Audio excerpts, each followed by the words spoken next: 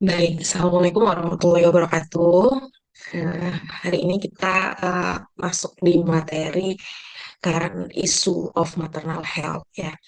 Nah, jadi di materi ini nanti kita akan membahas tentang isu-isu terkini tentang kesehatan ibu gitu ya.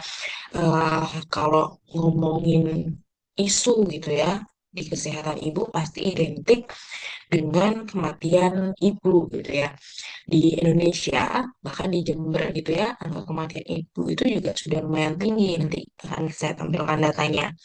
Nah, sebenarnya sebelum ke arah sana gitu, adik-adik sudah paham belum tentang kematian ibu? Yang dimaksud kematian ibu itu apa sih? Gitu.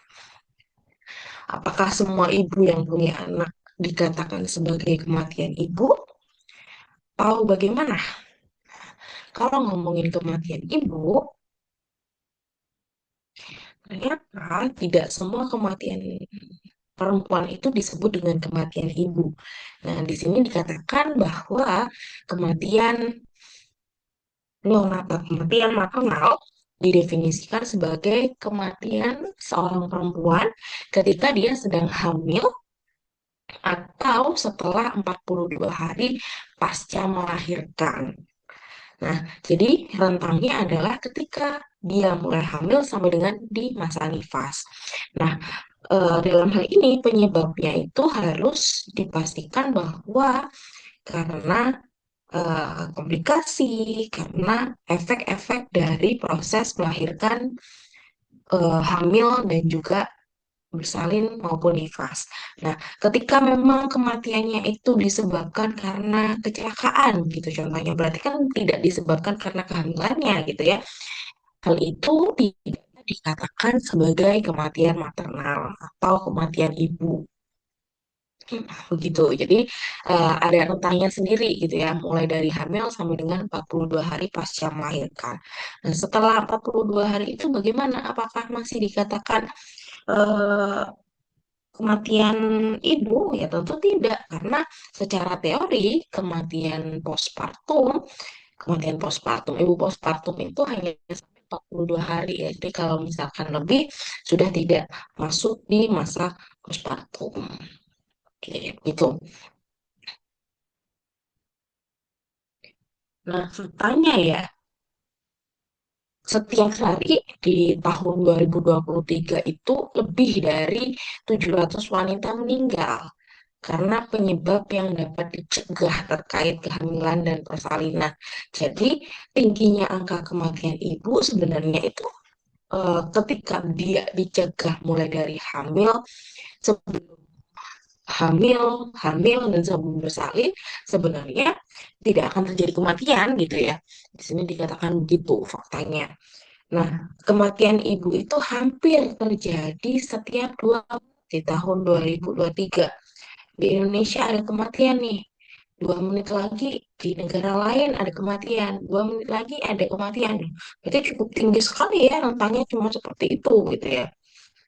Kemudian antara tahun 2000 dan 2023 rasio kematian ibu atau jumlah kematian ibu per 100.000 kelahiran hidup turun sekitar 40% di seluruh dunia. Jadi meskipun sekarang terkesan masih tinggi, kematian ibu itu ternyata sudah turun dibandingkan tahun-tahun sebelumnya. Turunnya sekitar 40% di seluruh dunia. Nah, lebih dari 90% dari semua kematian ibu tersebut terjadinya lebih ke negara-negara dengan penghasilan rendah dan menengah ke bawah gitu ya. Jadi kalau negara-negara maju mungkin teknologinya sudah canggih gitu ya. Mereka sudah mengantisipasi angka kesakitan dan angka kematian dengan banyaknya usaha-usaha screening maupun preventif dan lain sebagainya. Sehingga kematian ibu di negara maju tentunya jauh lebih sedikit dibanding di negara berkembang ataupun negara-negara dengan penghasilan rendah dan menengah ke bawah. Tentunya juga dipengaruhi oleh fasilitas kesehatan ya yang mungkin lebih mudah diakses kalau di negara maju dengan disertai peralatan-peralatan yang jauh lebih canggih. Kemudian perawatan oleh tenaga kesehatan yang terampil sebelum, selama, dan setelah persalinan dapat menyelamatkan nyawa wanita dan juga bayi baru lahir. Tentu ya, makanya kalau misalkan eh, sekarang program-program pemerintah itu sudah mengarah ke upaya preventif dan juga promotif. Jadi sebelum kejadian itu sudah dicegah dulu supaya ketika dalam prosesnya nanti terjadi hal-hal yang tidak diinginkan, risiko yang ditimbulkan harapannya jauh lebih kecil. Begitu. Nah, dari tadi kan saya ngomongin tinggi-tinggi gitu ya. Nah, sebenarnya berapa sih angka kematian ibunya gitu? Nah, di Jawa Timur, ya, Provinsi Jawa Timur, per 100.000 kelahiran hidup, sejak tahun 2020 hingga 2023, ini fluktuatif gitu ya. Di tahun 2020, dia 98,4 per 100.000 kelahiran hidup.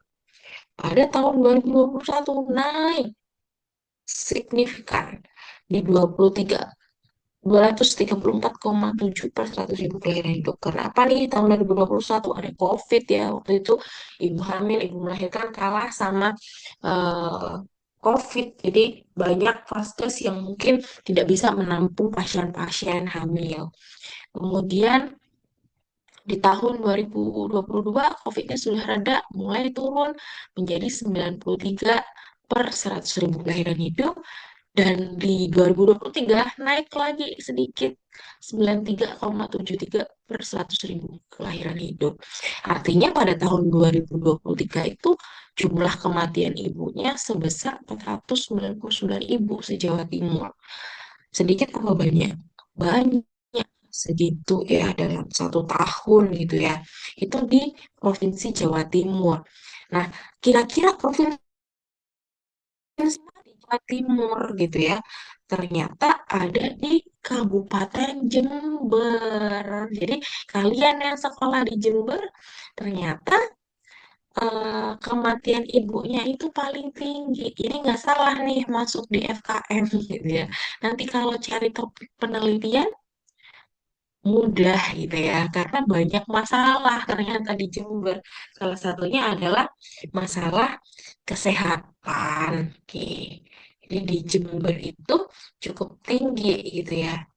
Bukan cukup tinggi, paling tinggi dibandingkan dengan jumlah kematian ibu di kabupaten atau kota yang lain di Provinsi Jawa Timur. Nomor satu Kabupaten Jember, nomor dua di Malang, nomor tiga di Banyuwangi, nomor 4 di Sampang, nomor 5 di Jombang. Nah, makanya kalau misalkan punya temen gitu ya, sharing-sharingnya bisa ke arah sini gitu ya. Sekarang itu di Jember bahkan sampai ada program 1.000 nakes turun ke lapangan gitu ya. Karena apa? Karena untuk mengurangi angka kematian ibu.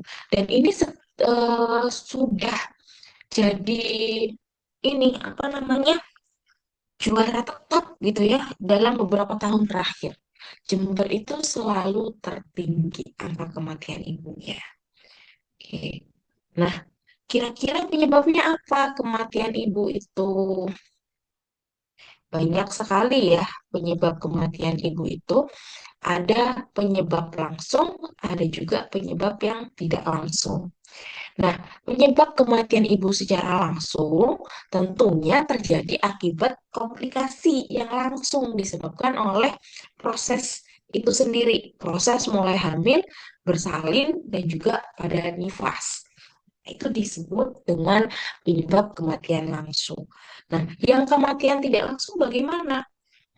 Jadi akibat penyakit atau kondisi medis sebelum kehamilan yang berkembang selama hamil. Jadi sebelum hamil dia sebenarnya sudah punya penyakit tertentu, tetapi diperparah ketika dia hamil, sehingga terjadi kematian tuh ketika dia hamil. Itu adalah penyebab kematian ibu secara tidak langsung. Kalau yang langsung tadi contohnya perdarahan. Tentu kan kalau misalkan ibu melahirkan pasti mengeluarkan darah banyak gitu ya. Nah, perdarahan ketika dia lebih dari 500 cc ketika melahirkan. Nah, ketika lebih dari itu maka rentan terjadi penurunan HB kalau terjadi perdarahan. Sehingga kalau HB-nya rendah, ya lama-lama bisa terjadi kematian apabila tidak ditangani dengan baik. Nah, itu untuk penyebab kematian-kematian ibu. Ini contohnya. Ada perdarahan, ada preeklamsi dan eklamsi. Ini salah satu jenis apa namanya? Komplikasi kehamilan persalinan bahkan nifas gitu ya. Kalau bahasa awam sering dikatakan sebagai keracunan kehamilan yang ditandai dengan kakinya bengkak, kemudian dia pusing, kemudian pandangannya kabur, darah tinggi gitu ya. Preeklamsi dan eklamsi. Jadi kalau misalkan tidak tertangani dia bisa kejang. Kemudian ada infeksi, tentunya setelah melahirkan pasti ada proses penjahitan ya, entah itu dia operasi atau normal. Kalau tidak dirawat dengan baik, bisa jadi infeksi. Kalau infeksinya parah, bisa terjadi kematian juga. Kemudian yang terakhir adalah komplikasi persalinan. Itu untuk penyebab kematian yang langsung.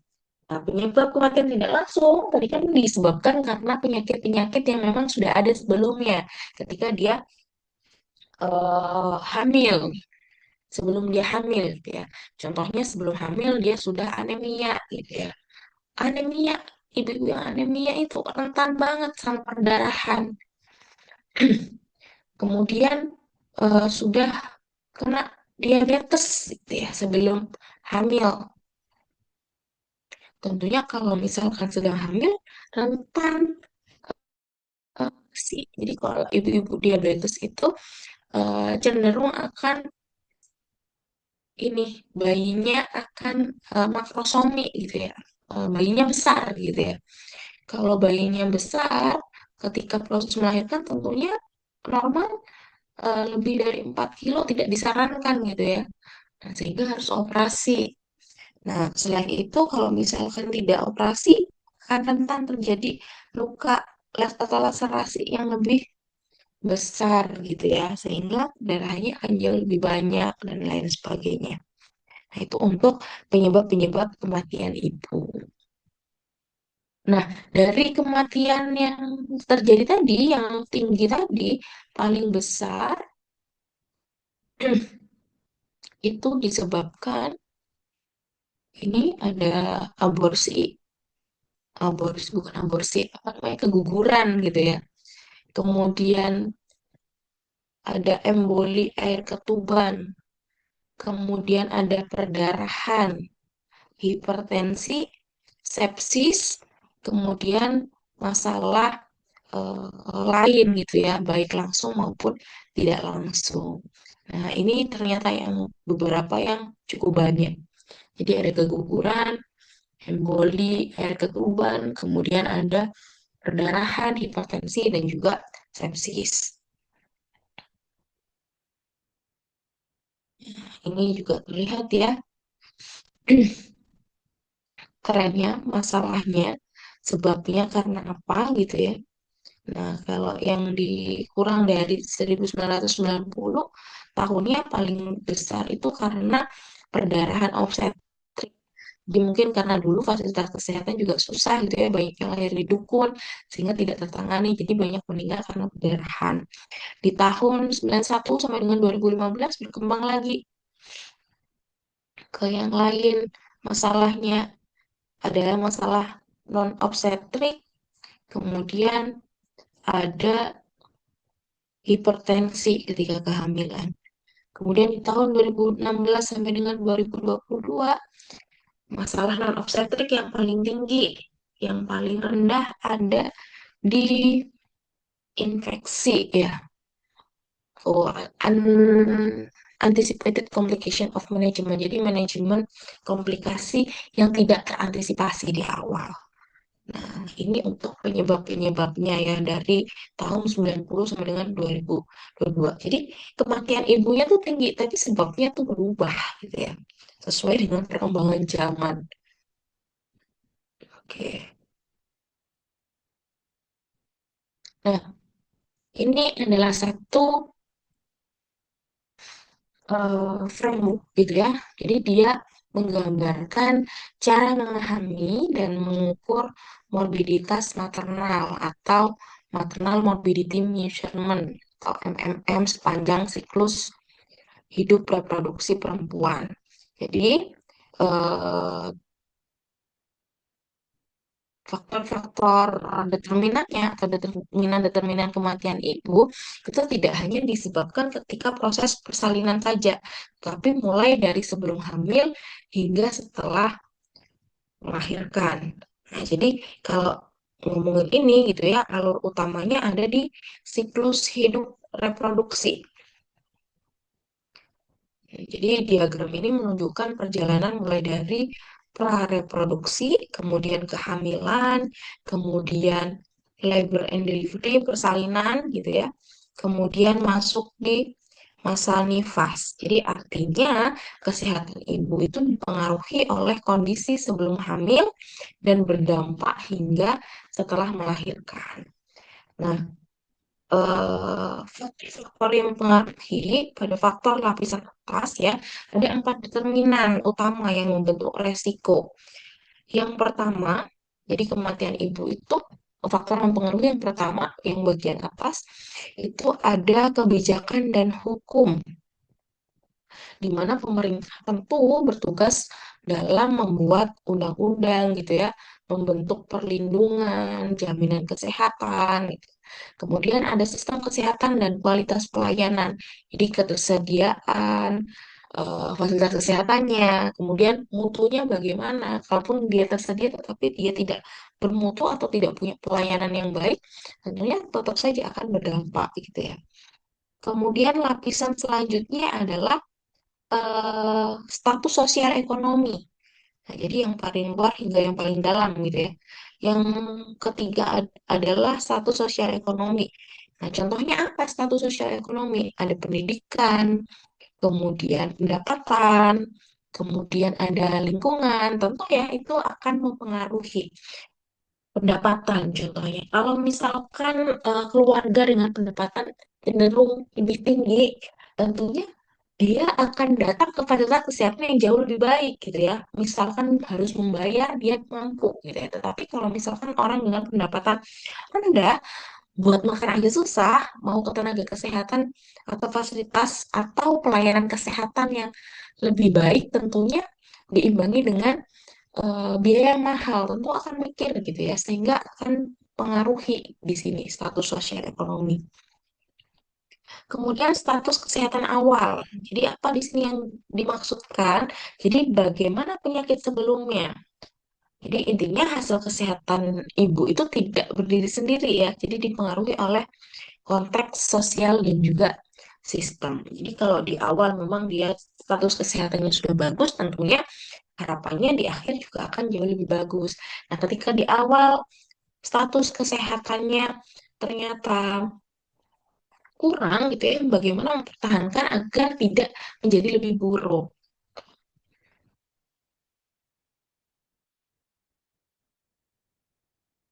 Hmm. Ketika kehamilan, persalinan, dan juga nifas, ibu bisa saja mengalami masalah gitu ya. Yang pertama ada contohnya di sini obstetric morbiditis. Eh, Morbiditis yang karena obstetrik. Contohnya adalah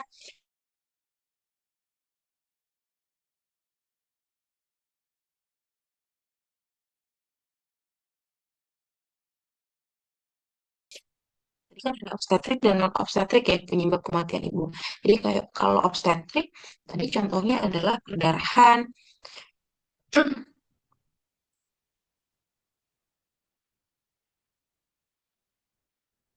kemudian preeklamsi itu.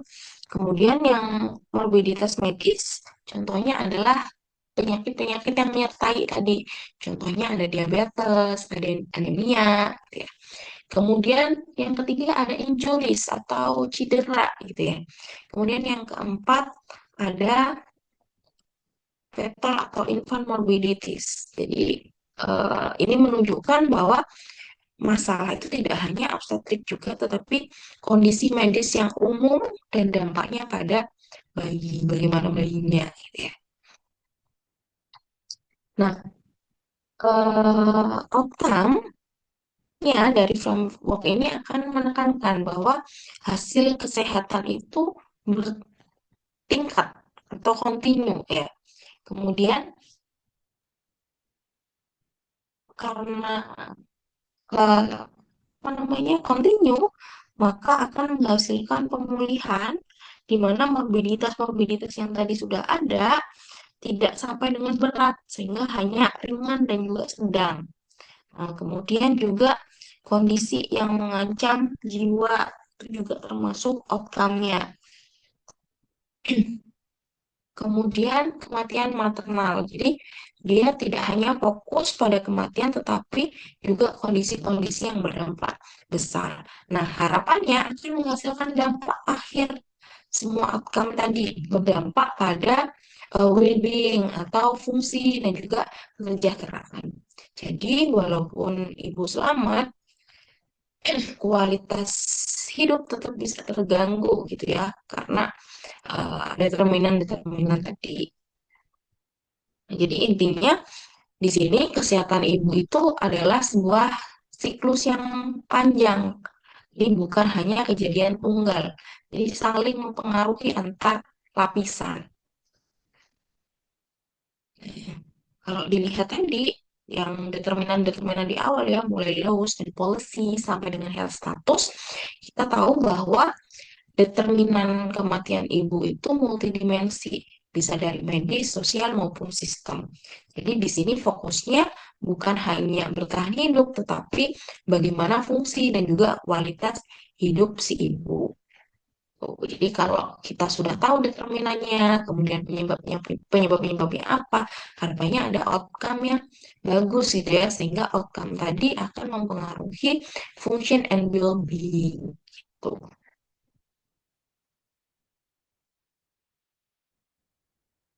Nah, kalau ini framework juga dari yang lain gitu ya. Determinan-determinan lain. Ada distant determinan, intermediate determinan, dan juga outcome. Jadi ada status perempuannya, kemudian ada family status, status keluarganya, ada community status, di mana dia termasuk distant determinan gitu ya.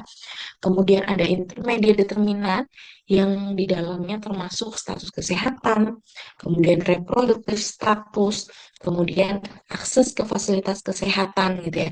Nah, determinan-determinan ini nanti akan menghasilkan outcome bagaimana ketika dia hamil dan juga melahirkan gitu ya. Sehingga bagaimana proses kehamilannya, apakah ada komplikasi, contohnya tadi perdarahan, infeksi, kemudian ruptur uterik, gitu ya, sehingga hal-hal tersebut akan berpengaruh terhadap kematian atau disability. Nah, selain determinan intermediate dan juga distant determinan, ada juga unpredicted factor. Jadi faktor-faktor lain yang memang tidak disebutkan di sini. Jadi nanti silahkan baca ya contohnya woman status itu apa, education, occupation, income, social and legal autonomy itu masuk di kesehatan ibunya. Kalau family status dia contohnya family income tentunya akan mempengaruhi. Kemudian edukasi, kemudian ada lagi community status, bagaimana ya kondisi lingkungannya, apakah dekat dengan fasilitas kesehatan, dan lain sebagainya. Jadi banyak sekali faktor yang mempengaruhi kematian ibu. Jadi kalau misalkan mau diteliti gitu ya satu-satu nggak habis-habis ini dari dulu. Makanya sampai sekarang kan Jember juga masih meraba-raba. Kira-kira dari segi apa ya yang diperbaiki, dari fasilitas kesehatan sudah diperbaiki, dari apa namanya jumlah tenaga kesehatan sudah diperbaiki. Kenapa kok kematiannya masih tinggi? Tentu masih meraba-raba ini akhirnya. Sehingga segala upaya dicoba. Oke. Untuk itu diperlukan kesehatan ibu gitu ya. Sehingga dalam prosesnya tidak akan banyak lagi kematian ibu tadi. Kesehatan ibu meliputi kesehatan selama ibu itu hamil, kemudian dia melahirkan sampai dengan periode postpartum. Jadi kalau kita menjaga seorang ibu, tenaga kesehatan menjaga seorang ibu untuk mencegah kematian ibu, tentunya sama seperti definisi kematian ibu yang dia terjadinya ketika hamil sampai dengan melahirkan, tentunya dijaganya juga harus ketika hamil, melahirkan, dan juga postpartum. Nah, jadi akan banyak program-program pemerintah yang memang sengaja dibuat untuk mengurangi angka kematian ibu ini sendiri. Jadi safe motherhood gitu ya istilahnya. Jadi dia apa namanya, menjaga ibu itu mulai dari proses tertadi, sehingga dengan adanya program-program yang memang dia dibuat untuk mengurangi angka kematian ibu, tentunya kematian ibu harapannya akan menurun gitu ya di akhir. Nah, jadi awal mulanya dibuat program ini tuh karena seorang ibu atau perempuan itu berhak gitu ya mendapatkan layanan, kemudian mendapatkan kesehatan yang baik gitu ya. Tujuannya ada banyak nanti. Yang pertama adalah mengurangi angka kematian ibu tentunya. Kemudian yang kedua memberikan akses kepada perawatan antenatal yang memadai. Kemudian penyuluhan. Kemudian meningkatkan kualitas perawatan pasca persalinan. Kemudian mencegah komplikasi dan yang terakhir adalah mengurangi kesenjangan akses layanan. Itu tujuan dari Safe Motherhood. Nah, bagaimana strateginya? Yang pertama, tentunya dengan peningkatan layanan kesehatan maternal, diberikan pendidikan, diberikan pelatihan tenaga medisnya. Jadi, kalau dulu kita lihat tahun 90 tadi paling banyak adalah perdarahan, dan sekarang lebih ke komplikasi yang lain gitu ya, tentunya kita fokus di yang sekarang banyak tuh masalahnya apa sih yang dialami ibu sekarang. Oh, anemia, berarti apa tuh yang perlu diberikan ke tenaga kesehatannya biar tahu gitu ya tentang anemia ini, sehingga tidak fokus di satu komplikasi saja, jadi disesuaikan gitu ya, diberikan pelatihan yang memang terus menerus gitu. Kemudian pendidikan kesehatan dan penyuluhan, jadi diberikan kampanye kesadaran untuk meningkatkan pengetahuan perempuan, kemudian juga adanya pemberdayaan perempuan melalui pendidikan yang memadai.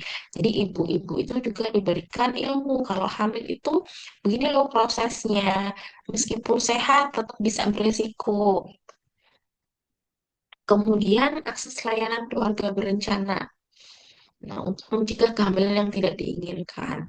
Jadi, salah satu komplikasi kehamilan bisa disebabkan karena jumlah anak yang dilahirkan sudah banyak gitu ya. Hamil yang kesekian, ketujuh gitu misalnya. Tentu akan lebih beresiko daripada ibu-ibu yang hamil baru 2 kali gitu ya. Sehingga dengan adanya keluarga berencana, harapannya ibu-ibu itu bisa KB secara gratis gitu ya. Sehingga kalau misalkan KB, mencegah dia hamil, mencegah komplikasi, mencegah kematian ibu. Kemudian teknologi dan inovasi. Nah, sekarang ya, itu sudah banyak gitu ya. Kalau kalian kan sudah tahu gitu ya, di TikTok pasti banyak yang memberikan edukasi. Kemudian sistem rujukan sekarang harusnya sudah jelas, tidak berjenjang lagi gitu ya. Jadi kalau misalkan berbasis teknologi akan memudahkan akses ke rumah sakit. Jadi bisa kita lihat langsung tuh nggak perlu telepon-telepon, nggak perlu cari kamar gitu ya. Itu harapannya strateginya. Namun dengan strategi yang banyak ini ternyata ada juga tuh tantangannya. Ada aja hambatannya gitu ya. Tentunya yang pertama ada ketidaksetaraan akses layanan kesehatan. Tentu antara provinsi yang satu dengan provinsi yang lain di Indonesia tentu akan berbeda. Jangan di layanan kesehatan di MBG gitu. Tentu kan berbeda. Ada yang MBG dia dapatnya enak terus bergizi terus. Dari satu lain di tempat lain ternyata dia dapatnya cuma roti. Kemudian kelapa yang belum dibuka gitu ya. Jadi beda-beda. termasuk kesetaraan akses layanan kesehatan juga berbeda antar masing-masing provinsi atau wilayah. Kemudian keterbatasan dalam tenaga kesehatan terlatih. Nah, ternyata tenaga medis kita itu banyak, tetapi kurang terlatih, gitu ya. Pendidikan kesehatan banyak, tetapi terbatas. Kalau ngomongin kematian ibu yang paling banyak disorot itu tentunya bidan ya, karena yang menolong bidan di rumah sakit itu dengan bidan dan juga SPOG. Nah, kalau misalkan kita lihat di Jember ini ternyata universitas atau kampus yang menyediakan produk kebidanan itu banyak. Udah tidak punya, tetapi ada eh, Sugandi, UDS, ada Poltekkes Jember, ada Poltekkes Malang kalau di Jember, ada UIJ, kemudian ada apa lagi yang satu, lima kalau nggak salah, Stikes Alkodiri, ada lima loh ya, di Jember aja. Kalau misalkan setiap angkatan itu jumlahnya ada 30 saja dikali 5, berarti setiap tahunnya yang diluluskan kan ada 150 bidan setiap tahun. Banyak loh tenaga kesehatan kita, tetapi di sini yang terbatas apa? Yang terlatih ya. Kalau misalkan terlatih, tentunya dia sudah bisa menangani berbagai macam komplikasi yang ada mungkin ya, sehingga akan lebih mudah prosesnya. Ketika melahirkan, tentu akan lebih merasa aman karena dibantu oleh bidan yang profesional. Kemudian faktor sosial dan juga budaya tentu akan mengaruhi. Kalau di Jember mungkin sudah jarang gitu ya, tetapi di wilayah-wilayah lain tentu masih ada anak yang baru lahir, ada yang harus diaspin gitu ya, ada yang harus di apa namanya panasin gitu ya. Tentu masih ada. Nah, tentunya program-program tersebut apa saja sih yang termasuk dari Safe Motherhood? Yang pertama ada antenatal care. Nah, jadi antenatal itu hamil gitu ya. Jadi pelayanan kesehatan masa hamil. Nah, ini bertujuan untuk memenuhi hak setiap ibu hamil memperoleh pelayanan kesehatan yang berkualitas. Nah, jadi hamil itu nggak syukur hamil aja, tetapi harus diperiksa gitu ya. Dan periksanya pun juga ada standarnya, apa saja yang diperiksa. Pelayanan kehamilan itu apa saja. Nah, jadi pemerintah sudah menetapkan Permenkes nomor 21 tahun 2021 bahwa seorang ibu hamil itu paling tidak harus bertemu tenaga kesehatan itu sebanyak 6 kali selama kehamilan, yaitu 1 kali pada trimester pertama, 2 kali pada trimester kedua, dan 3 kali pada trimester ketiga. Nah, jadi minimal 2 kali ke dokter untuk deteksi kelainan medis secara umum pada trimester 1 dan 3. Itu boleh ke bidan, boleh ke tenaga kesehatan ya. Nah, kemudian yang ke poin selanjutnya, pelayanan kesehatan masa hamil sebagaimana yang dimaksud tadi, yang 1, 2, 3 tadi dilakukan oleh tenaga kesehatan yang memiliki kompetensi dan kewenangan. Paling sedikitnya 2 kali oleh dokter atau dokter spesialis. Biasanya di trimester pertama dan juga di trimester ketiga. Nah, jadi selama 6 kali tadi, 2 kalinya wajib ke dokter SPOG. Nah, ke dokter SPOG untuk melakukan pelayanan ultrasonografi atau USG. Kalau bidan nggak boleh USG dan nggak bisa ya.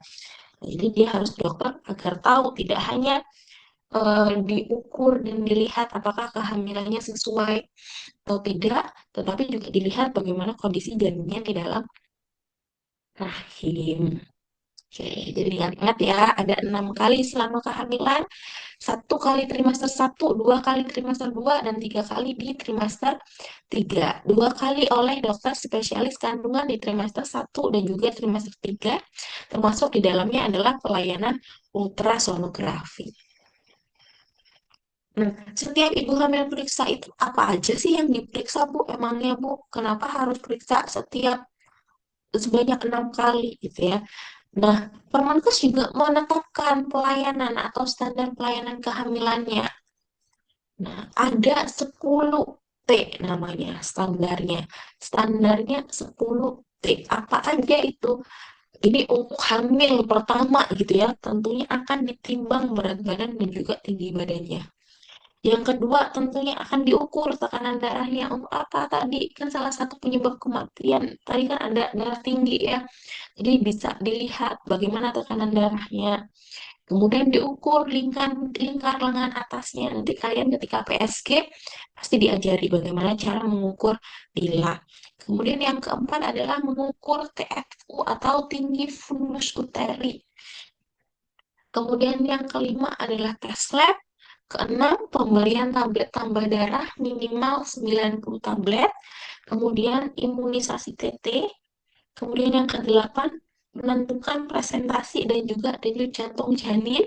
Yang kesembilan, tata laksana kasus. Dan yang kesepuluh adalah temu wicara. Jadi ibu hamil kalau datang ke tenaga kesehatan pasti dilakukan pemeriksaan ini semua. Ada 10T namanya. Jadi dimudahkan 10T. Ya. Timbang, tekanan darah, kemudian tinggi fundus uteri, tes lab, gitu ya. Makanya 10T istilahnya. Nah, selain itu juga ada ini P4K, perencanaan persalinan dan pencegahan komplikasi pada ibu hamil. Nah, ibu hamil itu pasti punya yang namanya buku KIA atau buku pink biasanya. Nah, di buku pink selalu ada stiker ini. Nah, jadi harus difasilitasi oleh bidan gitu ya untuk mengisi ini. Kira-kira nanti kalau misalkan bersalin, siapa pendamping persalinannya? Kemudian mau bersalin di mana? Jangan-jangan nanti di rumah di dukun gitu ya kan? Tidak sesuai standar lagi akhirnya. Nah, jadi di sini harapannya akan ada peningkatan peran aktif suami, keluarga, dan juga masyarakat dalam merencanakan persalinan yang aman dan juga persiapan dalam menghadapi komplikasi bagi ibu hamil, termasuk perencanaan penggunaan KB pasca persalinan dengan menggunakan stiker. Jadi ditempel sama ibu hamilnya di rumahnya. Jadi kalau orang lihat, oh tahu ini ada ibu hamil, berarti bisa tahu nanti dia kalau ke tempat bersalin, kayak transportasi apa, sudah ada calon donor darahnya atau belum, kalau misalkan terjadi komplikasi kehamilan. Nah, outputnya apa sih? Ada kegiatan tadi. Jadi, semua ibu itu harapannya tertempel semua stiker itu. Kemudian memberikan pelayanan antenatal sesuai standar. Kemudian punya rencana persalinan, termasuk KB yang dibuat bersama dengan penolong persalinan. Kemudian memberikan pelayanan nifas sesuai standar. Kemudian tentunya menyiapkan biaya, keterlibatan tokoh masyarakat, kemudian mendapatkan pelayanan kontrasepsi pasca persalinan ya tentunya. Kemudian adanya kerjasama yang mantap ya, jadi kerjasamanya tidak hanya sama suaminya aja, tapi juga lintas sektor jadinya. Ada ART gitu ya, kemudian ada bidan, kemudian ada dukun bayi kalau misalkan ada, kemudian ada kader gitu ya dukun bayi. Biasanya kalau sekarang karena banyak di desa itu masih ke dukun bayi, biasanya dukun bayi yang dilatih sehingga dikasih tahu, oh nanti kalau misalkan ada yang lahiran, ibu bawa ke bidan diantar sama dukunnya, jadi nggak bukan dia sendiri yang melahirkan, diantar sama dukunnya, kemudian dukunnya dikasih fee biasanya sama bu bidannya.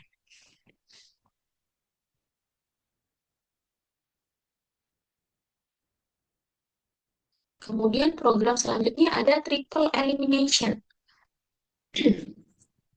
Nah, ini ketika kehamilan trimester 1, dia akan dicek di puskesmas, namanya triple elimination. Jadi yang dicek adalah penyakit HIV, sifilis, dan juga hepatitis B. Nah, tujuannya apa? Tentu saja memutus penularan HIV, sifilis, dan hepatitis B dari ibu ke anak. Kemudian menurunkan angka kesakitan, kecacatan, kematian akibat HIV, sifilis, dan hepatitis. Karena tiga penyakit ini memang menyebabkan kematian ya. Kemudian pemberian acuan bagi pemerintah pusat, daerah, dan tenaga kesehatan serta pemangku kepentingan lain. Nah, sasarannya siapa? Pengelola dan pelaksana penyelenggara, ya, tenaga kesehatan, kemudian masyarakat dan pemangku kepentingan lain. Targetnya adalah penurunan kasus infeksi baru HIV. Jadi di Indonesia tuh ternyata HIV juga tinggi loh, gitu ya. Sehingga kita dapat mencegahnya. Salah satunya untuk mencegah penularannya adalah dengan triple elimination ketika ibu hamil. Oke. Kemudian strategi program triple elimination-nya ya. Jadi meningkatkan akses dan kualitas. Jadi dikasih tahu ibu hamil bahwa nanti perlu untuk melakukan pemeriksaan triple elimination di mana di puskesmas, tingkatkan aksesnya dan juga kualitasnya. Kemudian tentunya akan meningkatkan peran Vaskes ya, fasilitas kesehatan akan meningkat. Jadi kalau sebelumnya ibu hamil nggak mau ke puskesmas, males karena yang diperiksa cuma itu aja. Nah sekarang jadi mau tuh ke fasilitas kesehatan karena merasa itu penting untuk dirinya dan juga bayinya. Kemudian yang ketiga meningkatkan penyediaan sumber daya. Yang keempat jejaring kerja dan kemitraan. Yang kelima peran serta masyarakat. Itu program triple elimination. Nah yang selanjutnya adalah family planning. KB gitu ya. Karena cukup banyak memang penyebabnya karena kehamilan. Jadi kalau misalkan memang beresiko, harapannya punya anaknya nggak banyak-banyak gitu ya. Jadi di sini family planning bertujuan untuk mengatur waktu, jarak, dan jumlah kehamilan. Sehingga kalau sudah diatur, harapannya akan mencegah atau memperkecil kemungkinan seorang perempuan akan hamil. Jadi kalau tidak terjadi kehamilan, tentunya tidak akan mengalami komplikasi yang membahayakan yaitu ketika hamil, melahirkan dan juga nifas gitu ya. Sehingga akan diperkecil terjadinya kematian pada perempuan atau kematian ibu akan menurun.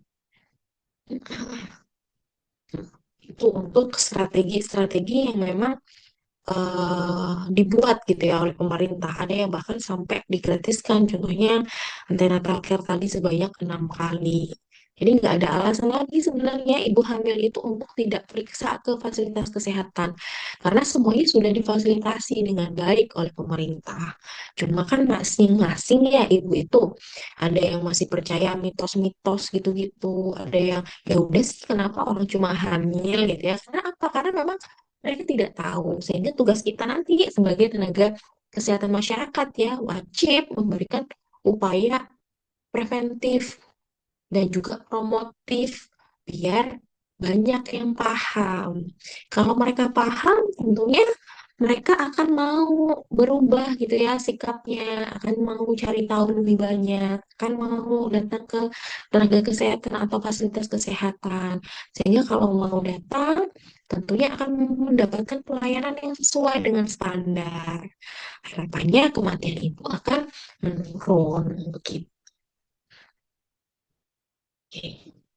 Baik, itu tadi untuk isu terkini dari kesehatan ibu ya. Jadi tujuannya program-program tadi upayanya adalah untuk mencegah angka kematian ibu dan harapannya memang menurun juga ya di Kabupaten Jember. Nah, kita lihat dulu ini bagaimana di Kabupaten Jember. Apakah eh, pialanya sudah ke kabupaten lain atau masih jadi juara bertahan gitu ya Kabupaten Jember.